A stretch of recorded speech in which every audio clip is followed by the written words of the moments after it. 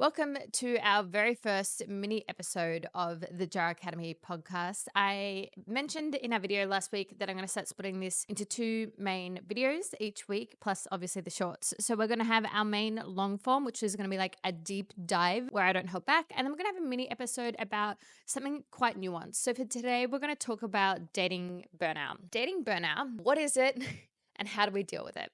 So, first of all, dating burnout is when we are going through the dating pool and we are struggling. We are starting to get filled with a lot of self limiting beliefs. We are starting to get quite resentful. We are starting to get quite agitated and snappy and short. And generally, the way that I see dating burnout as like the most obvious is like when you are swiping through the dating apps and you're like, "Ugh," and there's like this annoyance within you, or like you're going on a date and you're like, I just don't even care to ask a question right now. Or like maybe it's, you just had another potential, maybe could have, would have, should have been something and it fails and you're just like, I'm done with this. Now, dating burnout is not just something that is within the mind. Dating burnout, it is like our nervous system response to what is a very challenging situation. Dating itself nowadays is very overstimulating, and it's not just because of the apps. We have so many like false starts and like, oh, maybe this is going to be saying, no, it's not. Uh, and all of that impacts us, and it begins to create tension, and it begins to create self-limiting beliefs and narratives in our mind of like, this always happens to me, why can't I find my person, what's wrong with me? And it begins to paint this really ugly picture for us about the dating pool and dating in general. Now, the issue with this is when we are burnt out from dating and we go into the next situation, we are more likely to bleed onto the wrong people. Because I'm already agitated, I'm already frustrated, I don't have the nervous system capacity or the tolerance to be able to be curious and open. I'm not able to be kind of in my body. I'm already hyper vigilant to being like, where are you going to fuck this up and upset me? And we ultimately end up kind of becoming the person who bleeds onto the wrong person. And then it becomes a very toxic cycle. I genuinely think, having been in the dating pool last year, that there is so many people that is burnt out from dating and has no idea, and they go in and they ghost people and they hurt people and they have no understanding of what that is within themselves. So how do we fix it? If you are 100% resonating with this and you're like, oh my God, this is me, I'm frustrated, I'm annoyed, I want to meet my person, but if I take a break, like, am I going to make myself even more behind? Shouldn't I be going on more dates? And the answer is no. Take a break, babe. Take a break, because you need to be able to go into any dynamic as the best representation of yourself. And a lot of the time we are taught that, oh, like you only went on a couple of dates. Don't worry about it. Why are you upset? And it's this constant minimization. Oh, like, well, we didn't even sleep together yet. And all of those things might be true, but your nervous system doesn't know that. Your nervous system doesn't understand the difference. It understands and speaks in, starting to get these feel good hormone chemicals of, oh, like this is exciting. And then like that's just being ripped away from it. We weren't really designed to have this much dating in the first place and have all of these micro experiences that are quite painful and hurtful. And you're not overreacting by now starting to feel a bit jaded and hurt by it, particularly if there's been a lot of rejection.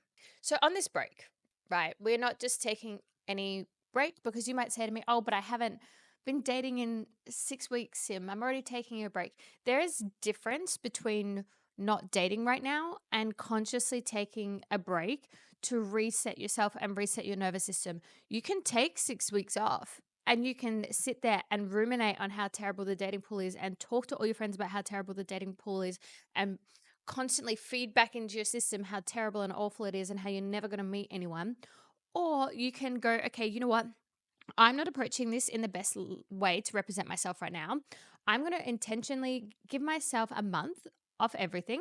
And in that month, once a week, I'm going to take myself on a date. I'm going to work with my nervous system. I'm going to look at some of these self-limiting beliefs that have come up in this time, journal them out, and I'm going to process them, and I'm going to recognize how they make me feel. And I'm not going to bypass the emotions that are coming up for me right now. And I'm going to take time to actively show myself by engaging in new hobbies or old hobbies, or the gym or whatever it might be to show myself, actually, no way, I am a pretty fucking cool person.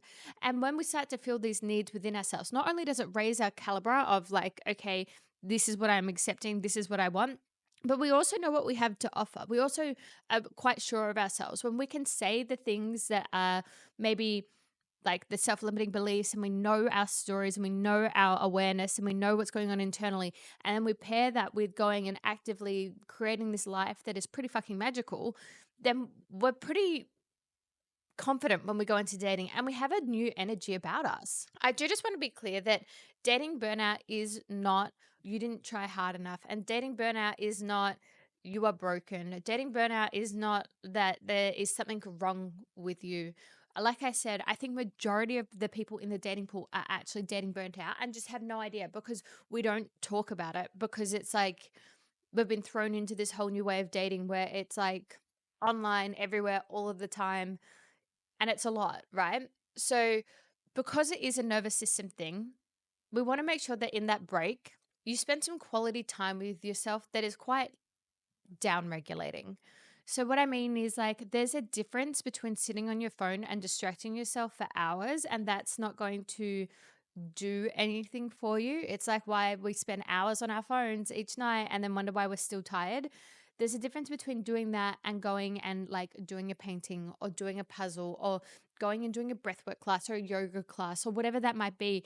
When you pour into that cup and you consciously pour into that cup, you will amaze yourself at how much you start to reconnect with yourself in such a profound way. One thing that I cannot recommend enough as well is in this time off, take yourself on dates, right? You want to actively be taking yourself somewhere, whether that's to read a book in the park, to the beach, whether that's, to go look at art in the city, whatever you have wanted to do that you have kind of like been waiting for someone to come along and do with you. Taking yourself on dates is so crucial when it comes to taking a break because it's not just about regulating your own nervous system, but it's getting yourself out there to see that you do have this really unique interest and you do have these really cool things about you, and you are able to go and do these things and still enjoy it and still have fun, and that those things are not, I repeat to you, they're not determined by whether or not you meet someone. I'm going to give a personal example of this, right? So when I was dating, I was really noticing when I was getting burnt out from dating and like that I was like closing myself off and like getting frustrated and angry. So I started taking up all these hobbies, and I started like, it started with me taking myself to a solo, was it dumplings? I think it was a dumpling cooking class. I don't know. This was years ago. A dumplings cooking class, right? And then like I realized like, oh, I felt really awkward and I felt really nervous, but I actually had fun. Like that was great. Like that was awesome. And then from there, I started to put myself into different activities and I started to travel by myself. And I literally went and learned to surf. I taught myself how to skateboard.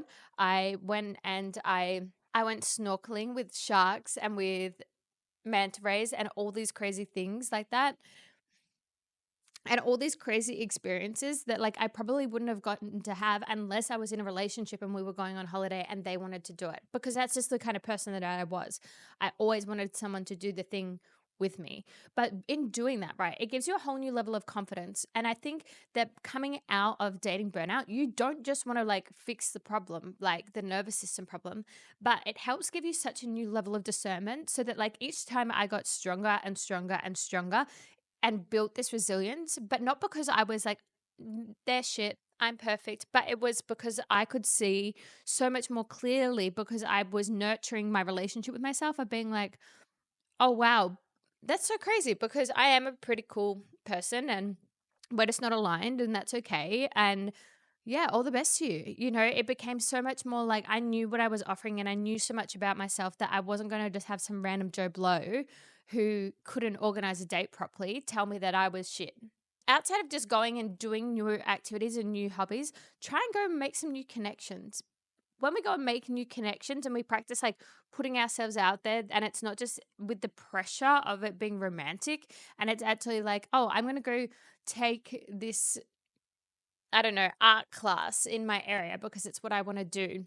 then I'm going to put myself out there and I'm getting to meet new people and become a little bit more like worldly and, get to know people from different backgrounds and cultures and experiences. And that's really going to help you find a sense of groundedness in your own self and continue that journey. So to recap, kitten's coming. Do you want to tell the recap or do you want me to, darling? Hi. He loves his little bum being patted.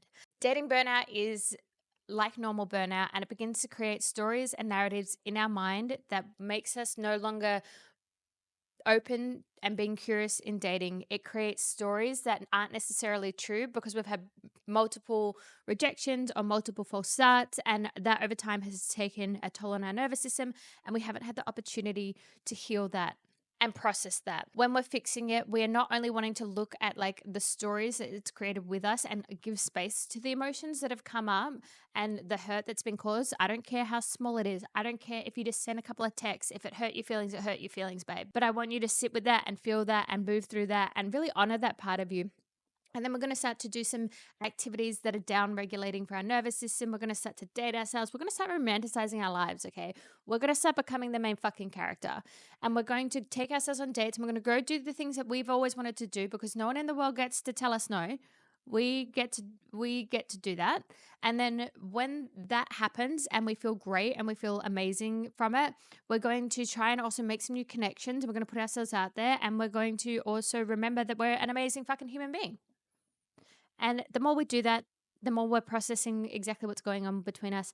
And if you take a break and you distract yourself for a month and then you tell me, Sim, I did it and it didn't work, shh. Taking a month off to be on your phone and ruminating about the problem will not fix it. Okay. Thanks for listening to today's little mini episode. Hopefully it's enough to set you guys off on the right track. I will be back with a long form video and we've also got the Q&A coming up. So if you would like to join the Q&A, I know I don't have many subscribers on here, so please feel free to subscribe and like, but I am asking people on my Instagram. So you're welcome to come join the family where I have a bit more content. Peace out.